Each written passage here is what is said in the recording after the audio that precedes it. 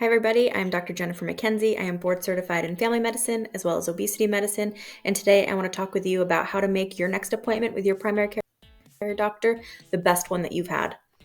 It's no secret that today people feel rushed, not heard, leave with unanswered questions, and guess what? You're not alone. And you know what? Lots of physicians also leave in a patient appointment feeling the same way, like this could have gone a lot better.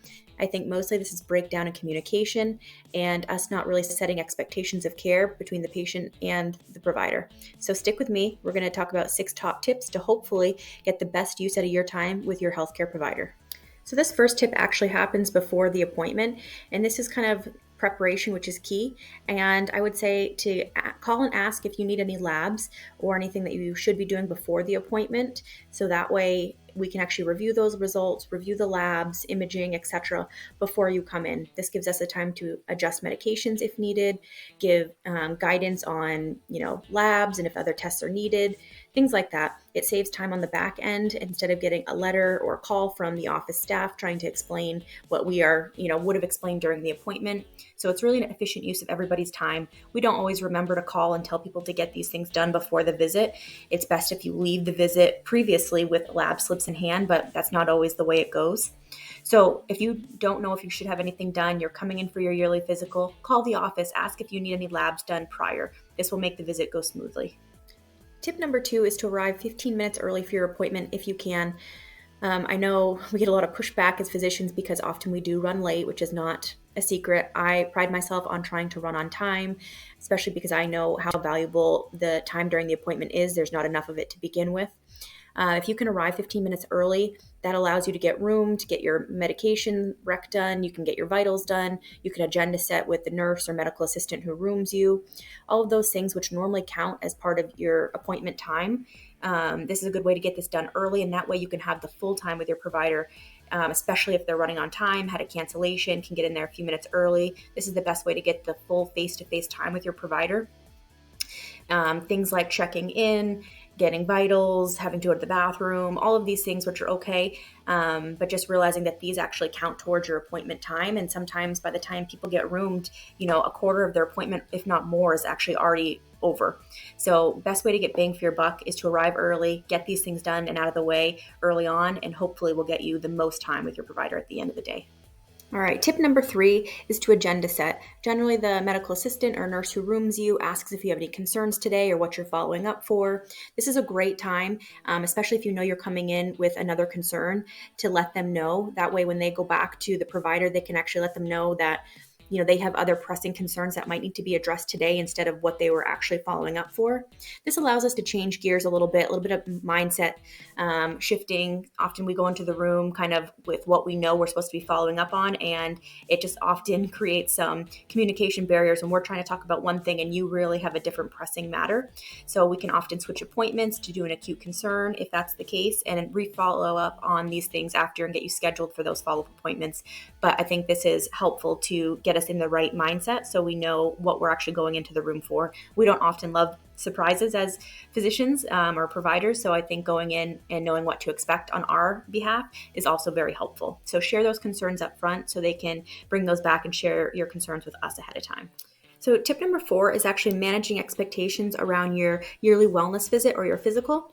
I think there's a lot of misconceptions around what a preventative visit or your physical is for, and it's for preventative care, meaning, making sure all your cancer screenings are up to date, your labs are up to date. Do we need to talk about high cholesterol and diet and sleep? Those types of things. I know people don't often think those are really important, but they are important. But they come in with a lot of acute concerns, and often we just don't have enough time in that one appointment to get through all of the preventative care and acute concerns on top of it. This is often when people come in with 2 to 3 things that have happened over the year that they would like to talk about and get treatment for. But this is when we start to, feel rushed, both the provider, both the patient, and it actually leads to poorer outcomes. We're trying to do, twice amount of work in one appointment, and we, are more likely to miss diagnoses, come up with incorrect diagnoses, or order things that may not have been necessary if we had the full visit to really listen to what you were saying. So we also want to get those things done, but it's just not always feasible in the time frame allowed for one appointment. So I encourage you, if you have a lot of acute concerns, to make it an acute concern visit and reschedule the physical, or make a follow-up so we can talk about those acute concerns. So tip number 5 is making sure you recap. This can be done by the patient where you kind of summarize and teach back what we talked about so you are sure that you have a clear understanding about the plan moving forward is, whether that's getting labs or imaging or if we've been referred or if we're going to make a follow-up or whatever that might be. I often, am the person who kind of starts this, and I ask if you have any questions about what we just talked about, often kind of summarize myself, and I also always type up an end of visit summary. I think this is pretty common practice most places now, but make sure you don't leave your appointment without the end of visit summary. Often this has important things about what you talked about with your provider, what your next steps are, and sometimes you're taking in a lot of information at the appointment and can't always remember by the time you get home or to tell a family member. So this helps summarize that, so in case you need to go back and reflect on this later, you have it in writing. This saves calls later to the office and make sure that we're all on the same page for what our next steps are and the plan moving forward. So tip number 6 might actually seem a little counterintuitive or maybe not what you were expecting, but if you've kind of done all of these things to make the most out of your appointments and you're still finding that you're dissatisfied, not being heard, leaving with too many questions, really just not having the outcome that you want, get a new physician, get a new healthcare provider.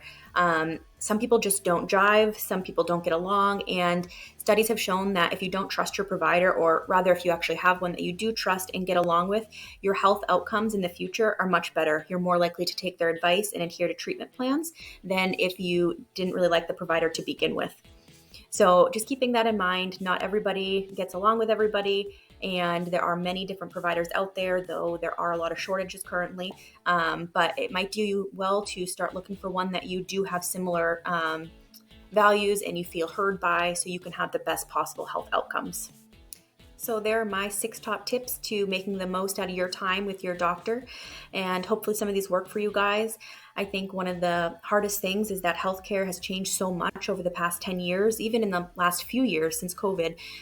It's really taken a turn, and I think managing our expectations of what healthcare looks like now is very different than what it was, and we just don't have the time that maybe people were used to several years ago when you could come in with, a scroll of, things to work through. We just don't have it now. We're really stuck between quantity and quality and insurance reimbursements and trying to move through patients. And it's not that we don't care. We are just really in a hard spot trying to make the most out of the new healthcare system that's been built for us. And this can be very difficult. So we're all doing the best we can.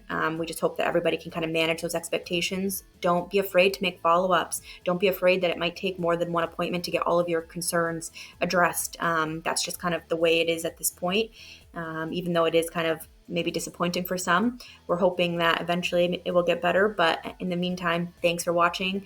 Subscribe if you're interested for more videos.